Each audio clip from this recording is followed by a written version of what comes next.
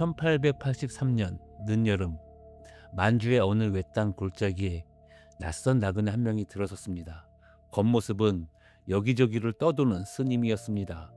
하지만 이 사람은 목탁 대신 커다란 종이 뭉치와 먹을 잔뜩 짊어지고 있었습니다. 그가 향한 곳에는 사람 키의 서너 배는 되는 새까만 돌기둥 하나가 이끼와 흙을 잔뜩 뒤집어 쓴 채 수백 년째 홀로 서 있었습니다. 나그네는 며칠 동안 그 돌에 젖은 종이를 착착 붙이고 그 위를 먹 방망이로 정성껏 두드렸습니다. 그러자 돌에 새겨진 옛 글자들이 종이 위에 검은 바탕에 흰 글씨로 하나둘 떠올랐습니다. 말하자면 그는 지금 이 거대한 돌의 얼굴을 종이에 그대로 복사하고 있었던 겁니다. 작업이 끝나자 그는 돌의 얼굴이 담긴 종이 뭉치를 조용히 챙겨서 왔던 길을 되돌아 사라졌습니다. 그런데 이 나그네는 사실 스님이 아니었습니다. 그리고 그가 가방에 담아간 그 종이 한 장은 앞으로 100년 동안 두 나라가 학자들을 서로 멱살잡게 만들게 됩니다. 그 종이를 두고 어떤 사람은 훗날 이렇게 외치게 되거든요. 누군가 이 돌에 몰래 손을 대서 글자를 고쳐버렸다. 돌은 아무 말이 없었습니다. 1000년이 넘도록 그저 그 자리에 묵묵히 서 있었을 뿐입니다. 하지만 그 침묵을 두고 사람들은 무려 100년짜리 재판을 벌이게 됩니다. 오늘 이야기는 한 편의 긴 법정 드라마라고 생각하고 들어주세요. 세상에는 지금부터 딱 하나의 증거물과 그 증거물을 두고 다투는 사람들이 등장합니다. 증거물은 방금 보신 그 거대한 돌입니다. 키가 무려 6m가 넘으니 요즘 아파트로 치면 2층 높이쯤 되는 어마어마한 돌덩어리죠. 이 돌은 1600년 전에 벌어진 일을 두 눈으로 지켜본 이 세상에 단 하나뿐인 목격자입니다. 문제는 이 목격자가 말을 못한다는 겁니다. 그저 몸에 새겨진 글자로만 그 옛날의 일을 우리에게 전할 뿐이죠. 자, 그럼 오늘 우리는 이 100년짜리 재판을 따라가며 딱 3가지를 알아볼 겁니다. 첫째, 이 돌에는 대체 무슨 말이 적혀 있길래 그렇게 문제가 됐을까? 둘째, 정말로 누군가 이 돌의 글자를 몰래 고쳤을까? 그리고 셋째, 100년을 끌어온 이 재판은 결국 어떤 판결로 끝났을까? 자, 그럼 1600년 전으로 함께 떠나가 보시죠. 이야기의 주인공인 이 돌은 정식 이름이 광개토대왕비입니다. 지금으로부터 1600년 전인 414년, 고구려의 장수왕이 자기 아버지를 기리기 위해 세운 거대한 비석이죠. 그 아버지가 바로 이름부터 어마어마한 광개토대왕입니다. 넓을 광, 열개, 흑토, 이름을 그대로 풀면 땅을 넓게 연 임금이라는 뜻인데 진짜로 그랬습니다. 20살도 되기 전에 왕이 되어 세상을 떠날 때까지 사방으로 나라를 크게 넓힌 고구려 역사상 최고의 정복 왕이었거든요. 아들 장수왕은 그런 아버지가 얼마나 자랑스러웠을까요? 그래서 아버지의 무덤 곁에 키가 6m가 넘는 어마어마한 돌기둥을 세우고 그 내면에다 아버지가 평생 이룬 업적을 빼곡히 새겨 넣었습니다. 글자 수만 무려 1775자. 요즘 우리가 쓰는 글씨보다 훨씬 각지고 반듯한 옛날 한자체로 돌 표면을 가득 채웠습니다. 내용은 대충 이렇습니다. 우리 아버지가 어디를 정벌했고 어떤 적을 무찔렀으며 이 무덤을 앞으로 누가 잘 지켜야 하는지, 한마디로 한 위대한 임금의 일대기이자 자랑스러운 승전 기록이었던 셈이죠. 그런데 이 돌은 세워진 지 얼마 지나지 않아 사람들의 기억에서 서서히 잊혀갑니다. 고구려라는 나라 자체가 역사 속으로 사라졌고 이 돌이 서 있던 땅은 주인이 여러 번 바뀌었습니다. 특히 나중에 이 지역을 다스린 청나라는 이 일대를 아무나 들어오지 못하는 금지구역으로 묶어버립니다. 이걸 어려운 말로 봉금이라고 하는데요. 사람 발길이 뚝 끊기자 그 거대한 돌은 이끼와 넝쿨, 흙더미에 파묻혀서 그냥 산속의 커다란 바위처럼 변해버렸습니다. 무려 1000년이 훌쩍 넘는 시간 동안 말이죠. 이 돌이 다시 세상의 모습을 드러낸 건 1880년 무렵이었습니다. 그 금지가 풀리면서 사람들이 다시 이 땅에 들어왔고 관월산이라는 중국 사람이 우연히 이 거대한 비석을 발견한 겁니다. 신기한 옛날 글자가 가득한 돌이 나타났다는 소문은 빠르게 퍼졌고 사람들은 그 글자를 종이에 떠서 나눠갖기 시작했습니다. 바로 이 탁본, 그러니까 돌에 종이를 대고 먹으로 두드려 글자를 그대로 복사한 종이가 사실 이 이야기의 진짜 주인공입니다. 그리고 1883년 앞에서 본 그 가짜 스님이 등장합니다. 그의 진짜 정체는 놀랍게도 일본군 장교였습니다. 몰래 남의 나라 사정을 살피고 다니는 밀정, 그러니까 스파이였던 거죠. 그는 이 비석의 글자를 본뜬 종이를 손에 넣어 일본으로 가져갔고 그 종이는 곧장 일본 육군의 수뇌부인 참모본부로 들어갑니다. 그리고 이들은 이 비문을 몇 년 동안이나 바깥에 알리지 않고 아주 은밀하게 파고듭니다. 자기 나라 군대가 남의 나라의 비석 하나를 왜 그렇게까지 꽁꽁 숨겨두고 연구했을까요? 이유는 그 돌에 적힌 딱 한 문장 때문이었습니다. 문제의 그 문장은 신묘년이라는 해에 있었던 일을 적은 대목이라 흔히 신묘년 기록이라고 부릅니다. 당시 일본 학자들은 이 문장을 이렇게 읽었습니다. 왜? 그러니까 옛날 일본이 신묘년에 바다를 건너와 백제와 신라를 쳐부수고 자기 신하로 삼았다. 자, 이게 왜 폭탄이었냐면요. 이 무렵 일본은 조선을 삼키려고 호시탐탐 노리고 있었습니다. 그런데 마침 1500년 전에도 우리 일본이 한반도 남쪽을 지배했다고 읽을 수 있는 돌이 나타난 겁니다. 옛날 일본이 한반도 남부를 다스렸다는 이 주장을 임나 일본 무설이라고 하는데요. 일본 입장에선 조선을 지배하는 게 침략이 아니라 옛날 우리 땅을 되찾는 일이라고 우길 수 있는 그야말로 하늘이 내려준 증거였던 셈입니다. 그러니 이 돌은 단순한 옛날 비석이 아니었습니다. 두 나라의 자존심과 역사가 통째로 걸린 어마어마하게 위험한 증거물이 되어버린 거죠. 그런데 바로 이 결정적인 증거를 그로부터 약 90년 뒤에 한 학자가 정면으로 의심하기 시작합니다. 잠깐, 이 증거 누가 손을 댄 거 아니야? 때는 1972년. 이야기판을 완전히 뒤집는 한 사람이 등장합니다. 일본에 살던 우리 역사학자 이진희 선생입니다. 이분은 아주 끈질긴 사람이었습니다.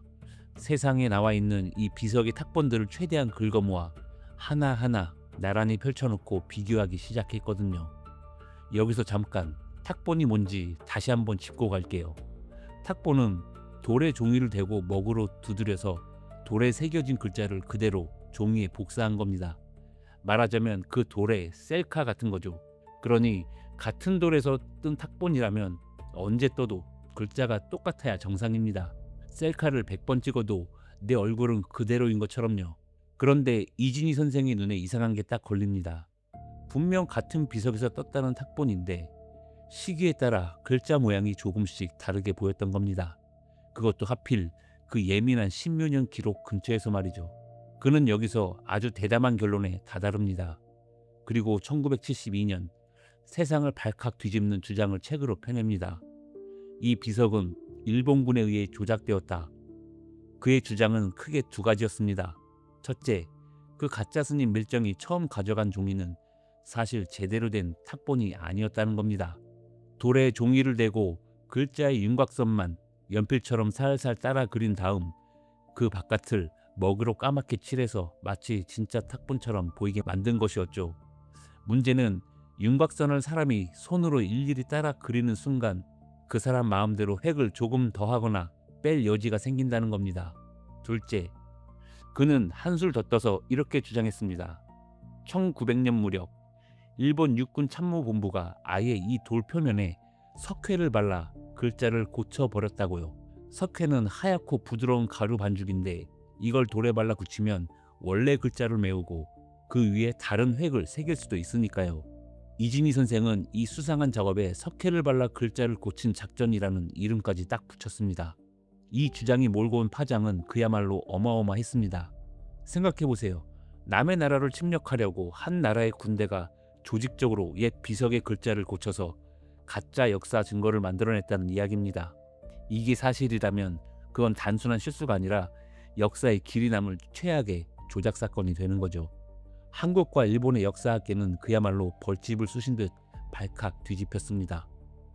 어떤 학자들은 드디어 일본의 음모가 밝혀졌다며 흥분했고 또 어떤 학자들은 아니다, 증거가 너무 약하다며 고개를 저었습니다. 우리 100년 재판으로 치면 검사 측이 법정 한복판에서 피고인이 증거를 조작했습니다라고 폭탄 발언을 터뜨린 바로 그 순간이었던 셈이죠. 솔직히 말씀드리면 저도 이 대목을 처음 접했을 때는 심장이 쿵쿵 뛰었습니다. 거봐, 역시 일본이 조작한 거였잖아 하고 무릎을 탁 치고 싶었거든요.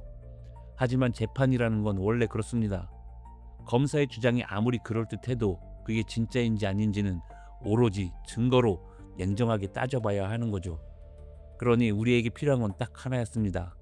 일본군이 석회를 발랐다는 그 순간보다 더 이전의 돌, 그러니까 아무도 손대지 않은 맨돌의 모습을 볼 수만 있다면. 그런데 100년도 더 지난 그 돌의 민낯이 과연 이 세상에 남아있기는 할까요? 놀랍게도 남아있었습니다. 이야기의 흐름을 통째로 바꿔놓을 두 개의 결정적인 반전이 바로 여기서 등장합니다. 첫 번째 반전은 원석 탁본이라는 물건이었습니다. 이름이 조금 어렵지만 뜻은 아주 간단합니다. 원래 돌, 그러니까 석회를 바르기 전 울퉁불퉁한 맨돌에 직접 종이를 대고 뜬 가장 초기의 탁본을 말합니다. 이진희 선생의 주장대로라면 석회를 바르기 전인 이 원석 탁본과 석회를 바른 뒤의 탁본은 글자가 서로 달라야 합니다. 조작이 정말 있었다면 그 흔적이 바로 여기서 딱 걸려야 하는 거죠. 이제 재판의 가장 결정적인 순간입니다. 학자들은 이 원석 탁본을 문제의 십몇년 기록 부분에서 한 글자 한 글자 기존 탁본과 나란히 겹쳐봤습니다. 첫 번째 글자 같았습니다. 그 다음 글자 이것도 같았습니다. 그토록 문제가 됐던 바다를 건넜다는 바로 그 글마저 석회를 바르기 전이나 후나 거의 그대로였습니다. 조작의 결정적 증거가 튀어나와야 할 바로 그 자리에서 아무 일도 일어나지 않았던 겁니다. 돌은 처음부터 줄곧 같은 말을 하고 있었습니다. 두 번째 반전은 아주 뜻밖의 인물에게서 나왔습니다. 한국인도 일본인도 아닌 제3자인 중국의 역사학자 왕건군입니다. 이 사람은 1980년대에 직접 비석이 있는 현장으로 찾아가서 그곳에 오래도록 살아온 동네 사람들을 붙잡고 아주 꼼꼼히 물었습니다. 대체 이 돌에 석회를 바른 게 누구냐고요. 그런데 돌아온 대답은 일본군과는 아무 상관이 없었습니다. 범인은 바로 그 동네에서 탁본을 떠서 내다 팔던 현지 사람들이었습니다. 사연은 이렇습니다. 이 비석은 표면이 워낙 울퉁불퉁하고 거칠어서 탁본을 한 장 뜨는 게 여간 힘든 일이 아니었습니다. 시간은 오래 걸리고 글자는 지저분하게 나왔죠. 그런데 이 무렵 이 비석의 탁본은 옛것을 좋아하는 사람들 사이에서 꽤 비싸게 팔리는 인기 상품이었습니다. 그러니 장사꾼들은 꾀를 냈습니다. 울퉁불퉁한 돌표면에 석회를 발라 매끈하게 메워버린 겁니다.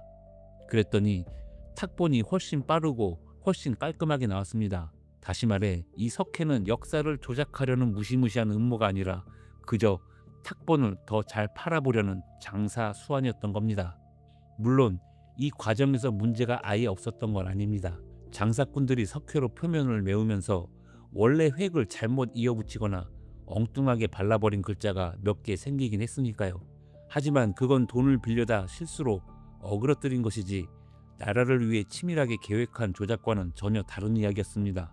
실제로 이 비석에 새겨진 글자는 모두 1775자인데 그 중에서 세월에 달아 읽을 수조차 없게 된 글자가 150여 자, 그리고 그 가운데 진짜로 두 나라 사이에 논란이 된 건 고작 손에 꼽을 몇 글자뿐이었습니다. 그마저도 군대가 조직적으로 고쳤다는 증거는 끝내 나오지 않았고요. 자, 100년의 재판의 판세가 여기서 확 기울었습니다.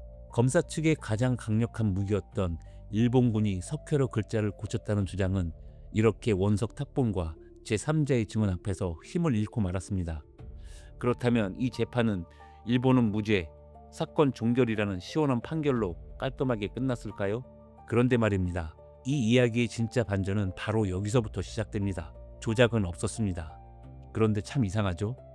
조작이 없었다고 해서 그럼 일본 학자들의 해석이 옳았다가 되느냐? 그것도 전혀 아니었습니다. 바로 여기에 이 100년 재판의 진짜 비밀이 숨어 있습니다. 핵심은 이겁니다. 누군가 돌의 글자를 고친 게 아니라 사람들이 그 글자를 읽는 방법을 두고 싸웠던 거예요. 무슨 말이냐면 이 비석은 아주 오래된 한자로 적혀 있는데요. 옛날 한문에는 요즘 우리 글처럼 띄어쓰기도 없고 누가에 해당하는 주어가 뚜렷하게 표시되지도 않습니다. 그래서 똑같은 글자를 쭉 늘어놓고도 어디서 끊어 읽느냐에 따라 그 뜻이 완전히 달라질 수 있습니다. 그 유명한 신묘년 기록도 마찬가지였습니다. 일본 학자들은 바다를 건너 백제와 신라를 무찌른 주인공을 왜, 그러니까 일본이라고 읽었습니다. 그런데 1930년대 우리 학자 정인보 선생은 바로 이 문장을 다르게 끊어 읽었습니다. 바다를 건너 무찌른 그 주인공을 왜가 아니라 오히려 고구려로 본 거죠. 이렇게 읽으면 문장의 주인공이 통째로 뒤바뀌면서 오히려 고구려가 왜를 혼쭐냈다는 이야기가 됩니다. 이 해석에는 훗날 이기백, 박시영 같은 여러 학자가 힘을 보탰습니다. 그리고 사실 가만히 생각해보면 이쪽이 훨씬 자연스럽습니다. 애초에 이 비석을 세운 게 누구였죠? 바로 고구려였습니다. 그것도 자기 아버지가 얼마나 대단한 임금이었는지 온 세상에 자랑하려고 세운 거대한 자랑 비석이었죠. 그런데 그런 승전 기념비에다 우리가 왜한테 졌다는 이야기를 정성껏 새겨 넣을 아들이 이 세상에 어디 있겠습니까? 자기 아버지 자랑을 하겠다고 6m짜리 돌을 깎은 사람인데 말이죠. 바로 여기서 저는 100년 재판의 진짜 범인이 어렴풋이 보이기 시작했습니다. 개인적으로 이 대목이 이 이야기 전체에서 가장 소름 돋는 부분인데요. 진짜 조작은 돌에 있었던 게 아니었습니다. 그 돌을 바라보는 20세기 사람들의 마음속에 있었습니다. 한쪽은 남의 나라를 지배하는 걸 정당화하려고 자기에게 유리하게 읽었고, 다른 한쪽은 그걸 반박하려고 또 자기에게 유리하게 읽었습니다. 똑같은 돌을 앞에 두고 양쪽 다 자기가 보고 싶은 것만 본 겁니다. 그래서 요즘 학자들은 이렇게 말합니다. 이제는 어느 편도 미리 들지 말고 이 돌이 원래 하려던 이야기 전체를 그 자체로 차분히 읽어보자고 말이죠. 자, 그럼 이 긴 재판의 최종 판결문을 함께 읽어볼까요? 첫째, 일본군이 돌에 석회를 발라 글자를 조작했다는 혐의. 이건 증거가 부족해 사실상 무죄에 가깝습니다. 돌의 글자 자체는 크게 손대어지지 않았습니다. 둘째, 그렇다고 옛날 일본이 한반도 남부를 지배했다는 주장이 증명되느냐? 그것도 결코 아닙니다. 그 문장은 고구려의 자랑을 담은 비석의 일부일 뿐이고, 어떻게 읽어야 하느냐를 두고 지금 이 순간에도 학자들의 토론이 이어지고 있습니다. 100년을 끌어온 재판은 이렇게 누구의 완승도 아닌 아주 정직한 미결로 남았습니다. 그리고 역설적이게도 조작됐다는 그 강한 의심이 있었기에 사람들은 오히려 더 열심히 맨돌의 진짜 모습을 찾아 나섰습니다. 그런데 저는 이 이야기가 1600년 전 돌 하나의 이야기로만 들리지는 않습니다. 한번 생각해 보세요. 우리도 매일같이 수많은 증거를 마주합니다. 짧은 뉴스 제목 하나, 통계 숫자 하나, 누군가 툭 던진 말 한마디, 그리고 우리는 종종 그 증거가 진짜 무슨 뜻인지 차분히 따지기보다 내가 믿고 싶은 대로 먼저 읽어버리곤 합니다. 그렇게 보면 이 십몇 년 기록은 그저 먼 옛날 이야기가 아닙니다. 사람은 보고 싶은 것만 본다는 이 세상에서 가장 오래되고 가장 생생한 교과서인 셈이죠. 하지만 이 이야기에는 분명 희망적인 구석이 있습니다.